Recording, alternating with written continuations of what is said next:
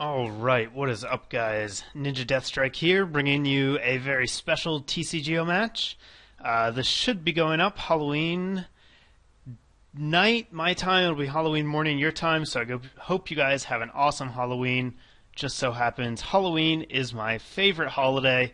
It also just so happens that Chandelure is one of my favorite Pokemon, and so I decided to put Chandelure into a deck and use it for Halloween, even though it's not really that good anymore. So this is my Halloween special, and I ended up getting one hell of a match with this deck. So I'm really happy with the way this turned out. I hope you guys will like it. But as you have probably noticed, I'm playing Chandelure Darkrai because, you know, if you want to play a card and you don't know what to pair with it, you just pair it with Darkrai. Sableye is so good.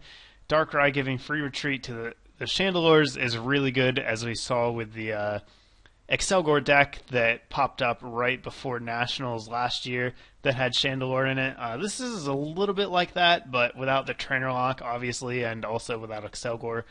But it does use Chandelure to provide extra damage to set up some kills that you would not be able to get otherwise. My opponent is going to be playing an Eels variant.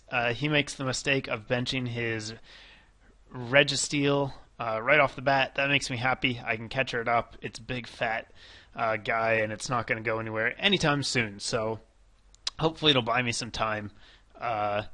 Triple laser, not that much fun, but it's better than eating X balls on turn one. So I Juniper here and get a pretty amazing hand. 3 Dark Energies and an Ultra Ball. So I'm going to be able to Ultra Ball for Darkrai and then attach to Sableye and Dark Patch to Darkrai and then Junk Hunt. So that was a phenomenal first turn. Unfortunately, I mess it up by grabbing 2 Dark Patches when I only have 1 Dark in the discard. Obviously, should have just grabbed the 1 and something else, but still, great turn 1 for me. Now we'll have to see how my opponent responds. He's definitely playing some weird stuff in this Eels build. It's not like, I don't know, it's just a little strange. It's not bad necessarily, just unique. You notice, first thing, obviously he's playing all Spark Dynamo, which the Thunder Wave one is just way better in my opinion. I know some people play 1 Spark Dynamo. That makes sense, but I probably wouldn't play all of them. And I think that's a Fire Energy attached to Registeel. I'm not sure. Maybe it's a Lightning. It looks a little bit red, but I'm looking at a tiny little box in Camtasia, so we'll give him the benefit of the doubt and say it's a Lightning. Anyhow, he is apparently not going to do a whole lot here. He catches up Litwick. That's going to be problematic. It's going to force me to attach in order to retreat him. But I definitely wanted the Litwick down on turn 1. That way, if I get a rare candy, I can get a Chandelure out right away. Chandelure's role in the deck is to, come up after things get knocked out and drop 3 damage before you go into Darkrai, and then the Curse Shadow damage on top of the Night Spear damage, can add up in some interesting ways, and this match is a prime example of how clutch that can be. So I don't have an energy in my hand, which means I'm going to have to end. That's fine. I didn't have a whole lot of other options anyhow. At least I'm able to use that Dark Patch before I end. But I do have to waste the attachment on the Litwick, which is going to push the Night Spear back one more turn. Had he not had that catcher, I would have got a turn 2 Night Spear, which when you're going first and you get a turn 2 Night Spear, you just put so much pressure on your opponent. He did get the Eviolite down on his Registeel on his first turn, which is absolutely huge. It's going to make it a 3-hit KO instead of a 2. And that's really going to slow me down. So that, on top of the catcher, meant that he also had a really phenomenal first turn. I mean, look at everything he's got out. 3 Dynamos on turn 1, and an energy attachment, and a catcher, and an Eviolite. You really can't ask for much better than that. So we both get really good starts here, which is going to make things interesting. So I don't know. I guess I just passed after that. I went for Junk Hunt. I must have grabbed a catcher maybe and something else. But he's going to go for a Crushing Hammer. There's one of those weird cards I was talking about. Don't see Crushing Hammer without Sableye too much. Luckily for me, it gets a Tails, and I think that's the last one we ever see, so maybe he just plays one. Which wouldn't surprise me with all of the one-ofs he apparently has in this deck. But he's going to go for the N, put me into a hand that is not that great. There's no energy. At least I have a Juniper, so I'll be able to, get rid of this stuff. But I'm going to have to throw away a lot of things. And he also hits a DCE, so he's going to get a turn 2 triple laser. That is bad for me. It's going to put all of my Litwicks on a clock. If I don't evolve them right away, they're just going to get zapped. And, Darkrai doesn't care about the spread so much, but because I had to make room for a stage 2 and energy switches and stuff, I don't actually play any Violite in this deck. The list was just too tight. And I think I have 3 Chandelures in this deck right now. If I ever played this deck again, which I'm not sure that I will, I definitely go down to 2 and free up some space for a couple of Eviolites. But I wanted to make sure I got one into play, because that was the whole point of using this deck for Halloween, is Chandelure's the Jack-o'-lantern. So he does Triple Laser here. He hits everything, and I'm going to have to Ultra Ball away my other Litwick in order to get a Lampent. That's, going to save my first Litwick. I could have gone for the Juniper and tried to hit Rare Candy Chandelure, but there's no guarantee for that. So I figured it was safer just to use the Ultra Ball to get the Lampent before I discarded my hand. And then I get another Litwick, so I'm able to put him down. Next turn, if I get the Chandelure, I'll definitely be able to get it into play, since there's no way for him to kill both of my guys. I also hit the Catcher, which is fantastic, because it's going to let me Catcher up one of his Eels and take it out before he gets to Dynamotor too much. And I can also hit that benched Dynamo for 30, so now if he doesn't evolve it this turn, I'm going to kill that one with Night Spear as well. I get a Chandelure off of my prizes, which is fantastic. And then I get End, of course, because I have a perfect hand. I had Rare Candy, Chandelure, and Catcher. That meant lots of stuff was going to die next turn, but now I don't have as much. I do at least get another Chandelure, so I'll be able to get it in play thanks to my Lampent, but the hand I have now is definitely a lot weaker than the one I had before. On top of that, he evolves both of his other Eels this turn, so he's just running ridiculously hot. His setup has been perfect. The only thing, he didn't get 3 Electrics turn 2, but he got 3 Electrics turn 3, so good enough. On top of that, he also has an Eviolite on that benched Mewtwo now, so that thing is going to be a giant pain in the ass. A lot of people think that Darkrai is really good against Mewtwo, but it's really not that great, and Registeel just helps even more by spreading the damage. He makes it a lot easier for Mewtwo's to come in and 2-shot or even 1-shot previously damaged Darkrais. So he gets another Catcher here too. This is his second or third, and he catches up my other Litwick, which sucks because I don't have an energy. So if I don't get one off of the Sharon, and I don't, I'm going to be stuck with him active. That kind of blows. And Triple Laser next turn is going to take down Litwick and Sableye. I only play one Lampent, so there's no way for me to get another Chandelure out this turn without a Rare Candy. Don't get that. Don't get an energy, so really bad draw off of that Sharon. I just got a bunch of Chandelures, and I'm kind of stuck. So looks like I'm thinking about Ultra Balling. I don't mind that move at all. I don't play Super Rod, and there's nothing I can do to save that Litwick, so I'm going to Level Ball here just to take a look at my deck and see what's in it.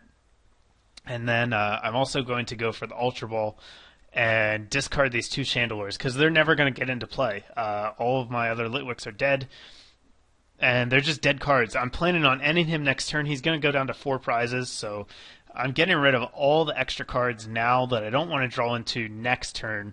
And that way when I go for the N, I have a higher probability of drawing into helpful stuff instead of dead draws like Chandelure. And now we are gonna have to wait and see how he responds. You'll notice in his backfield, he's kind of spreading his energy between his two Mewtwo's, and this is really something I don't like. If I were him, I just would have stacked all of the energy I could onto one Mewtwo and tried for one Mewtwo to just nuke the field for the game. You know, you get 7 or 8 energies on that Mewtwo, which isn't that hard with 2 electrics and a ton of energy in the discard. His first Juniper, he got to discard like 3 lightning energy, so he's got a ton of energy. You know, the thing just comes in and nukes the rest of the field. I can't handle it. Should be fairly certain at this point that I don't play my own, but he opts to split it up, and I don't really care for that. But thanks to the double KO here, it's going to set me up for a massive turn. I have the perfect hand and the perfect field to really capitalize on him taking 2 prizes. Thanks to Chandelure, who really does turn out to be the star of the show on my side, I'm going to be able to drop 30 extra damage. Normally, there's no way I would have been able to get that extra damage onto the electric. So I catcher out his first one and then drop 30 with Curse Drop onto the one that I had Night Speared previously, and now it's going to set me up for a 2-prize turn, when before I would have left him with 1 electric on the field and he would have been able to Dynamotor one more time. But thanks to Chandelure, I can catcher the one active, Night Spear the other one for 30, and I take them both out in 1 turn. So I'm going to regain the lead, go down to 3 prizes, and wipe all of his energy acceleration off the field in 1 play. So that was a huge turn for me. Unfortunately, he still has a really developed field. You know, he might not need the energy acceleration at this point. He's got this Regigigas, which is just a giant wall, blocking everything I want it to do and ruining my day. And then he's got 2 Mewtwo EXs, which I really don't have a good way to deal with. So here he's going to go for the Ceylon, which again, there's another really weird card in the deck I wasn't expecting. We've had a single crushing hammer and a Ceylon, which I guess is going to get him some lightning energy. He actually takes a really long time to decide what he wants, probably because he's looking to see what else is in his deck, but I just cut most of it out. Took him about a minute to play that, if I remember correctly. He ends up only grabbing 1 lightning energy, which, you know, immediately just tells me that's the only lightning energy he has left. And now that I've killed all of his eels, any lightning he has in the discard pile is going to be there for good. So because he opted to spread the energy out between his 2 Mewtwo's, it's going to make it a lot harder for him to take prizes.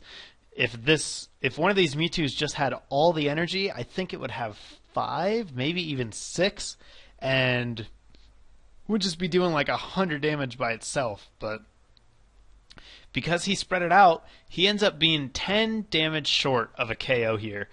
He's only able to do 100, leaves me at 20 hit points. I have 160 now, and so I'm going to retreat that incredibly wounded Darkrai to my bench, and then energy switch the energy up to the active Darkrai, and now I have a fresh attacker. What I could have done here, though, is played the switch and curse dropped onto him first, and I realized that after. You see me mouse over it there. It would have been better to switch into Chandelure, curse drop onto the Mewtwo, and then retreat in Night Spear, but I didn't think about that at the time, and that was definitely a misplay on my part. Luckily, it's not going to cost me too much because I don't get end here, so I'll still have it in hand after the fact. I also choose not to play down that Sableye because I already have the Chandelure down that's going to give up 1 prize. If I put down the Sableye, it could potentially mean he could triple laser and take out Sableye and Chandelure, and then that wounded Darkrai, and that would be the game. So I want to force him to knock out 2 more EXs instead of just 1. So I'm going to keep that in my hand and go for the Night Spear. Going to be able to do 70 to the active and then put 30 onto the damage Mewtwo. And at this point, my game plan is just ignore ignore Registeel and hope that I don't have to deal with it. So here we see a super scoop up, which again, random card, but it would have worked. I mean, had he flipped heads on that, I probably would just lose immediately. Since he got a tails, though, I'm going to have a bit of a chance. I go ahead and attach to the second bench Darkrai because I might need that. And then now I play the switch, retreat into Chandelure. Again, this turn, Chandelure is going to play a key role. I drop 30 damage down onto the active Mewtwo thanks to Curse Shadow being an ability rather than an attack. It goes right through the Eviolite. That puts that Mewtwo at exactly 100 damage. And Mewtwo has 170 hit points. Night Spear minus the Eviolite is going to do 70. So again, Chandelure is going to put exactly enough damage for me to score a KO when I wouldn't have been able to otherwise. So I'm thinking about what I want to do here. I kind of wanted to play the Juniper, but I figured I'd save it just in case I need to dig deep later. You know, I had this turn in hand, and I didn't want to play the N either, just because I'd like to keep the Juniper in my hand in case I need it. So I get a whole lot of nothing off of my prizes here. But I check his discard pile, I guess just to see what's in there, and yeah, I don't know. But there he plays a random receiver. We see a Zapdos, another weird card in the deck. But I guess it can snipe, so combined with Registeel, I can see where he's going with it. But he does get a Sharon, going to get him up to a decent hand size, and it basically comes down to whether or not he has a catcher this turn. If he has a catcher, he's going to be able to catch her out. Oh, no, it's not, because he's got 4 prizes left. Never mind, getting a little bit ahead of myself. Sorry about that. Yeah, this Darkrai's dead. It's got 100 damage on it. He's got a Mewtwo with 4 energy, I believe, so he's just going to be able to take it out. But he actually opts to switch into Registeel and go for the Triple Laser instead, which is a play I really like. As I said before, this Registeel has just been a giant wall the whole time. I don't want to attack into it because it's going to take forever to kill it, and the bench Darkrai is so hurt that Triple Laser takes it out. So he gets 2 prizes here. And what's more, I believe he puts my second Darkrai in range of a Triple Laser KO. Maybe not. I think I'm at 130, so I am safe from that. But definitely a good play. I like that on his part, trying to make me attack something that I don't want to. And since that Darkrai goes down, though, it is going to let me Curse Drop. And I do my math correctly here. I put that Mewtwo up to 90 damage, I think, or maybe put it up to 80 damage and then drop 1 onto the Registeel. I actually would have preferred had I just dropped all of the stuff onto Mewtwo, but it turns out I get the catcher, so I'm able to catcher up the Mewtwo, and again, 3rd time in the game, Curse Drop saves me. I have exactly enough damage to take a KO where I wouldn't have otherwise. So this is a super fun match. Came right down to the wire. Had he had a catcher, I think, or an N, I definitely could have lost, but just squeaked out the victory with one of my favorite Pokemon, Chandelure, and of course Darkrai, who's kind of Halloween themed too. I mean, he's like a dark ghost thing.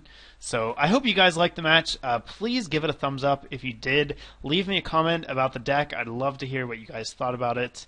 And yeah, if you haven't subbed my channel, I would appreciate it if you would do that. I'm almost at 1,000. I might be at 1,000 by the time or at 900 by the time this goes up. And I have something special planned once I get to 1,000. So if you haven't subbed yet, please consider doing that. And I will have more videos coming your way shortly. Thanks for watching, guys.